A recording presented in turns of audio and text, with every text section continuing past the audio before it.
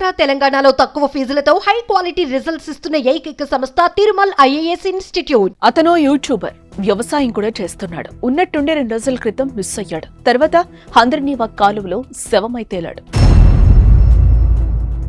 బయటకు తీసి చూడగా హత్య చేసి పడేసినట్టు తేలింది.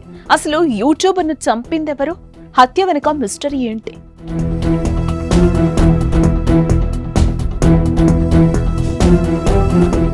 కర్నూలు జిల్లా మద్దికేరకు చెందిన తిరుమల రెడ్డి అనంతపురం జిల్లా గుంతకల్లో నివసిస్తున్నాడు.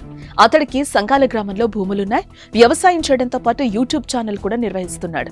అయితే 2 రోజుల క్రితం అంటే సోమవారం గుంతకల్లు మండలం బుగ్గసంగమేశ్వర స్వామి ఆలయం వద్ద ఉన్న హంద్రనీవా కాలువ సమీపంలో తిరుమల రెడ్డి బైక్ పై బండరాళ్లు వేసి ఉండటం, అతని చెప్పులు, మొబైల్ ఫోన్ అక్కడే పడి ఉండడంతో దీన్ని చూసిన ఆ ప్రాంత ప్రజలు కుటుంబ సభ్యులకు సమాచారం అందించారు. అప్పటి నుండి తిరుమల రెడ్డి కనిపించకపోవడంతో అతని భార్య కామేశ్వరి ఫిర్యాదు చేసింది. దీంతో పోలీసులు మిస్సింగ్ కేసు నమోదు చేసి దర్యాప్తు చేస్తున్నారు. ఇంతలోనే తిరుమల రెడ్డి హంద్రనీవా కాలువలో శవమై కనిపించాడు. తలకు బలమైన గాయమై కుడికాలు విరిగిన స్థితిలో తిరుమల రెడ్డి మృతదేహం హంద్రనీవా కాలువలో కొట్టుకొచ్చింది. హత్య చేసి కాలువలో పడేసినట్టు తేలింది.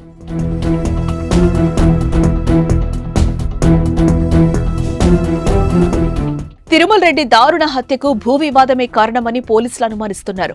సంగాల గ్రామానికి చెందిన ఓ వ్యక్తి ప్రభుత్వ భూమిని వినియోగిస్తూ ఉండగా దానిని తిరుమల రెడ్డి ప్రశ్నిస్తున్నాడని, దీనిపై కొంతకాలంగా ఇద్దరి మధ్య వివాదం నడుస్తున్నట్టుగా తెలుస్తోంది.